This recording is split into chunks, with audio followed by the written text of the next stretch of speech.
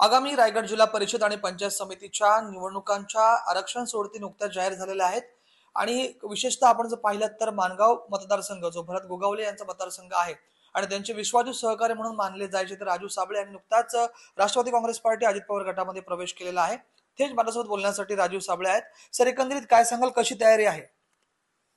तयारी आमची चांगली आहे।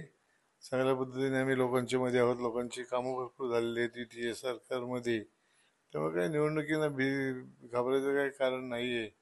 आम्ही महाराष्ट्र सरकारमध्ये युतीमध्ये जे आहोत, आम्ही 3 घटक पक्ष, ती शक्यतो आम्ही युतीचा प्रयत्न करणार आहोत। न झाल्यास मग प्रत्येकाला मार्ग मोकळा आहे।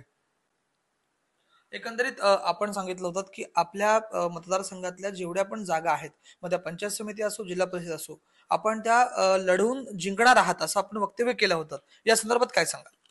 आजही ठाम आहे मी। विरोधी पक्षाला आता उमेदवार मिळताना नाकीनऊ झालेले आहे। आमचे उमेदवार घेऊन ते उभे करतायत आणि आता आमचे बऱ्यापैकी सर्व उमेदवार फिक्स झालेले आहेत। वेळ आल्यानंतर ते जाहीर होतील। युतीचे पहिले काय होणार आहे का नाही होणार ते पहिले जाहीर होईल, नंतर मग उमेदवार जाहीर करू। मला खात्री आम्ही 4ही जागा जिंकू। आम्ही जिल्हा परिषदेच्या आणि पंचायत समिती सुद्धा जिंकू। जर शिवसेना शिंदे गटासोबत आपली जर युती झाली, आपण नुकताच तो पक्ष सोडून अजित पवार गटामध्ये आलेला आहात, तर मग कशा पद्धतीमध्ये लढत होऊ शकते? असं आहे बघा, महायुती आमची आहे। महाराष्ट्र राज्यात 3 पक्ष एकत्र आहेत। मग झाले तर तिन्ही पक्षांची युती होऊ शकते। शिंदे गटाचीच का तुम्ही बोलताय? तिन्ही पक्ष, भारतीय जनता पक्ष पण त्यामध्ये आहेत। त्यामुळे झाली तर सर्व पक्षांची युती होऊ शकते। अन्यथा प्रत्येकाला मार्ग मोकळे आहेत ना। जर युती नाही करायची झाली ठरलं किंवा जर नाही जमलं काय युतीच्या वाटण्यामध्ये, तर प्रत्येकाला मार्ग मोकळे आहेतच। युतीचं पण सरकारवरती पण आहे। इथे रायगड जिल्ह्यात सुद्धा युतीची सत्ता येणार 100%। जरी युती झाली समजा, तर तगडं आव्हान आपल्याला कुठल्या पक्षाचं वाटतंय? युती झाल्यानंतर आव्हान कोणाचं नाहीच आहे ना। युती झाल्यावर, युती जर झाली तर बिनविरोध सरकार आहे जवळपास। युती झाल्यानंतर कुठला विरोधी पक्ष नाही। बंडखोरी होऊ शकते?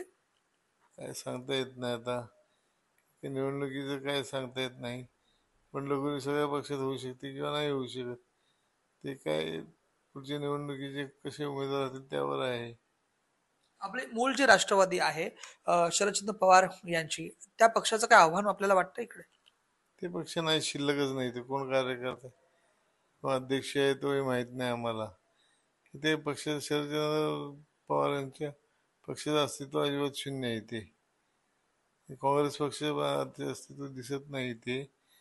त्यामुळं युतीचे सरकार आहे ना, सर्व उमेदवार युतीचे निवडून येणार।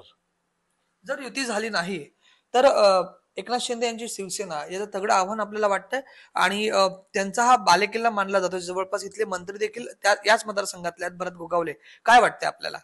हे बघा, 2.5 मतदारसंघ जरी भरत शेठचा असला तरी अर्धा तालुका हा आदित्य तटकरे यांच्या मतदारसंघात येतो। नगरपालिका आदित्य तटकरे मतदारसंघात येते।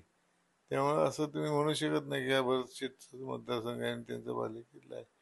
आदित्य तटकरे सुद्धा इथून 80 ते 80,000 तर निवडून आलेले आहेत लक्षात। त्यामुळे तसं काय असं तुम्ही कुणाचा मतदारसंघ, आणि प्रत्येक निवडणुकीची पार्श्वभूमी वेगळी असते। प्रत्येक निवडणुकीचं विषय वेगळे असतात। त्यामुळे असं काय आता सांगता येत नाही कोणाचा बालेकिल्ला आहे वगैरे। 4 जागा आपण लढवणार, ठाम विश्वास आहे की विजयी होणारच? असं आहे बघा, युतीचा पहिला निर्णय झाल्यानंतर जागेचा निर्णय होईल। पण आमच्याकडे उमेदवार तयार आहेत। आम्ही 4ही जागा जिंकू अशी आम्हाला खात्री आहे। युतीचा निर्णय झाला आणि जर शिंदे गटाने दावा केला की या जागा आम्हालाच पाहिजे, तर आपण त्या सोडणार? नाही, हे वरिष्ठ लोकांना माहिती आहे। आमच्याकडे काय त्याचा विषय नाही आहे। अजितदादा पवार आमचे नेते, एकनाथ शिंदे साहेब उपमुख्यमंत्री आणि देवेंद्रजी फडणवीस याचा निर्णय घेतील तो योग्य तो।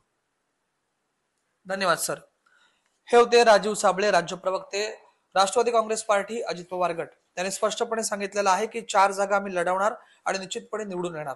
राज वैश्व पॉइंट, TVNN मराठी, माणगाव, रायगड।